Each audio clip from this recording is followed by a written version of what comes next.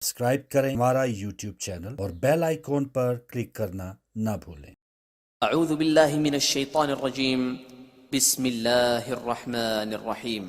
سورہ بقرہ میں ارشاد رب العزت ہوتا ہے یخادعون اللہ والذین آمنوا وما یخدعون الا انفسهم وما یشعرون کہ یہ لوگ اللہ کو بھی دھوکہ دے رہے ہیں اور مومنوں کو دھوکہ دے رہے ہیں، حالانکہ یہ اپنے آپ ہی کو دھوکہ دے رہے ہیں اور انہیں اس بات کا شعور نہیں ہے۔ تو قرآن کی جو بات ہے اس آیت میں وہ پچھلی آیت سے ریلیٹڈ ہے، کیونکہ یہ رسول اسلام کو جو بات کر رہے تھے کہ ہم تو ایمان لے آئے، ہم تو علی کو مولا مان چکے ہیں، اور دلوں میں کچھ اور تھا۔ تو خدا نے کہا یہ تو لوگ مومن نہیں ہیں۔ جب دل میں کچھ اور ہو، زبان پہ کچھ اور ہو، تو ایسا لوگ مومن نہیں ہوتا خدا کی بارگاہ میں۔ پھر خدا نے اگلی بات کی کہ یہ اللہ کو دھوکہ دینا چاہتے ہیں اور مومنوں کو دھوکہ دینا چاہتے ہیں، حالانکہ یہ اپنے آپ کو دھوکہ دے رہے ہیں اور اس بات کا انہیں شعور نہیں ہے۔ اسی آیت کے ضمن میں امام موسیٰ کاظم علیہ السلام سے روایت ہے لما اتصل ذالک من معاطاتہم وکیلہم فی علی وسوء تدبیرہم علیہ برسول اللہ صلی اللہ علیہ وآلہ وسلم دعاہم وعاتبہم،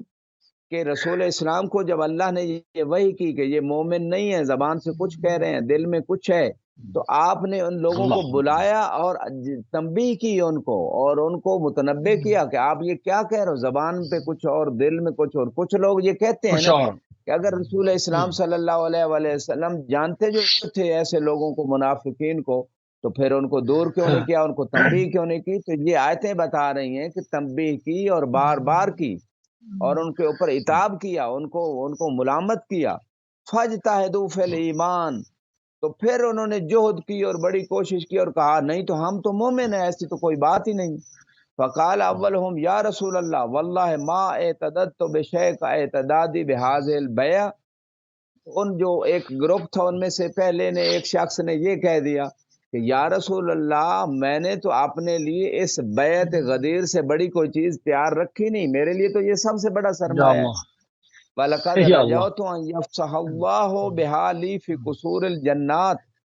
اور مجھے اس بات پہ امید ہے کہ اسی بیعت کے ذریعے سے ہی تو خدا مجھے جنت کے بڑے بڑے محلات میں جگہ دے گا۔ وَيَجْعَلَنِي فِيهَا مِنْ أَفْضَلِ النُّزَّالِ وَالسُّكَّانِ، اور جنت میں جو مجھے افضلیت ملے گی وہ علی کی بیعت کی وجہ سے ملے گی، میرا تو یہ ایمان اور عقیدہ ہے۔ وقال ثانیہم، انہی گروہ میں سے ایک دوسرے نے کہا بے ابی انت و امی یا رسول اللہ وما وثقت بدخول الجنہ والنجات من النار الا بهذا البیع، میرے ماں باپ آپ پہ قربان، اللہ کے رسول، مجھے جو وثوق ہوا ہے، اطمینان ہوا ہے، یقین ہوا ہے جنت جانے کا اور جنت سے بچنے کا، وہ یہی بیعت غدیر، بیعت علی ہی تو ہے۔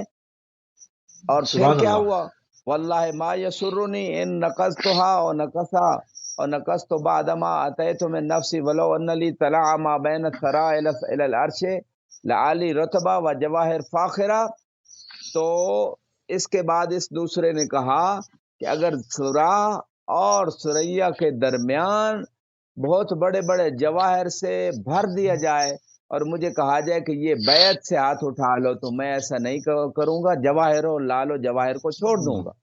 پھر تیسرے نے کیا کہا؟ وقال ثالثهم واللہ یا رسول اللہ لقد سرت من الفرح بهذا البيع والسرور والفسح من الاعمال في رضوان اللہ، مجھے تو بہت خوشی ہوئی کہ میں اللہ کی رضا میں آ گیا ہوں اس بیعت کے ذریعے سے۔ تیسرے نے یہ کہا وَأَيْقَنْتُ أَنَّهُ لَوْ كَانَتْ ذُنُوبُ أَهْلِ الْأَرْضِ كُلُّهَا عَلَيَّ لَمُحِصَتْ عَنِّي بِهَذِهِ الْبَيْعَةِ، اور مجھے یقین ہو گیا کہ اگر پوری اہل زمین کے گناہ میری گردن پہ ہوں تو پھر بھی خدا معاف کر دے گا اس بیعت غدیر کے صدقے میں۔ یہ اس گروہ میں سے ایک تیسرا آدمی یہ بات کر رہا تھا۔ وَحَلَفَ عَلَىٰ مَا قَالَ مِن ذَلِكَ، پھر اس نے قسم بھی اٹھائی کہ ایسی کوئی بات نہیں کہ دل میں ہمارے کچھ اور زبان پہ کچھ اور ہے۔ وَلَعْنَ مَن بَلَّغَهُ رسول اللہ، بلی یعنی گفتگو ایسی کر رہے ہیں، الفاظ ایسے استعمال کر رہے ہیں جیسے بڑے عارفین میں شمار ہوتا ہے۔ اللہ اکبر! اور تب ایمان کا اقرار اور دل کے اندر نفاق، کیا جی عجیب تاریخ ہماری جی، اور پھر اس پہ قسم بھی اٹھائی اس بات پہ۔ اور ثم تتابع بمثل هذا الاعتذار من بعد ما رجال المتمردون، اسی طرح کی باتیں جو دوسرا ایک گروہ بھی منافقین کے قدر تھا، انہوں نے بھی اسی طرح کی باتیں کی کہ ایسی کوئی بات نہیں، ہم تو بیعت غدیر پہ ایمان رکھتے ہیں، علی کے خلاف کوئی سازش کرنے نہیں جا رہے۔ فقال اللہ عز و جل محمد صلی اللہ علیہ وآلہ وسلم یخادعون اللہ، اللہ نے کہا اپنے حبیب سے یہ جو اس طرح کی باتیں کر رہے ہیں یہ خدا کو دھوکہ دینا چاہ رہے ہیں، یعنی یخادعون رسول اللہ بإبدائہم خلاف ما فی جوانہم، یعنی اللہ کو دھوکہ دینے کا مطلب یہاں یہ امام فرما رہے ہیں کہ رسول اسلام کو دھوکہ دے رہے ہیں، اور یہ کیسے دھوکہ دے رہے ہیں کہ دل میں کچھ اور ہے، زبان پہ کچھ اور ہے۔ والذین آمنوا،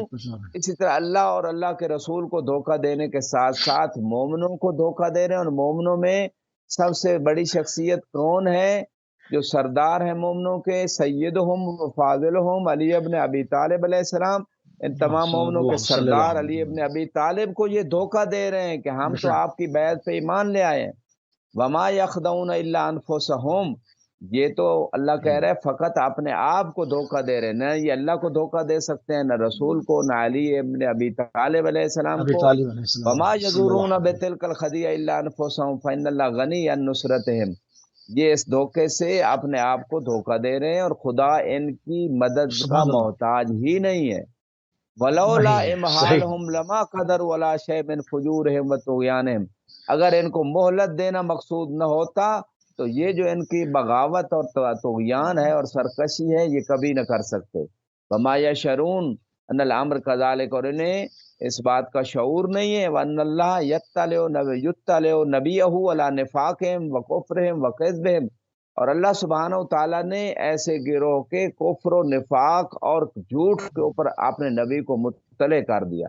وَيَأْمُرُهُ بِلَعْنِهِمْ فِي لَعْنَةِ الظَّالِمِينَ النَّاقِصِينَ، اللہ اپنے حبیب کو، نبی کو یہ حکم دے رہا ہے کہ یہ بیعت غدیر توڑنے والوں کے اوپر آپ لعنت کریں ہیں میرے حبیب، ظالموں کے اوپر جیسے لعنت کی جاتی ہے۔ وَذَلِكَ اللَّعْنُ لَا يُفَارِقُهُمْ فِي الدُّنْيَا، یہ ایسی لعنت ہے بیعت غدیر توڑنے والی جو دنیا میں کبھی ان سے جدا نہیں ہوگی۔ یلعنہم خیار و عباد اللہ، اور یہ جو لعنت کریں گے نا غدیر کی بیعت توڑنے والوں پہ، یہ اللہ کے نیک بندے کریں گے۔ امام فرما رہے ہیں خدا نے اپنے حبیب سے کہا کہ اللہ کے جو نیک بندے ہوں گے نا وہ بیعت غدیر توڑنے والوں پہ لعنت کرتے رہیں گے۔ وفی الآخرت یبتلون باشد عذاب اللہ تعالی، دنیا میں تو نیک بندوں سے ان کو لعنت ملے گی،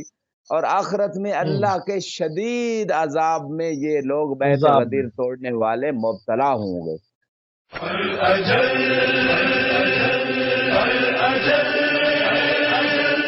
يا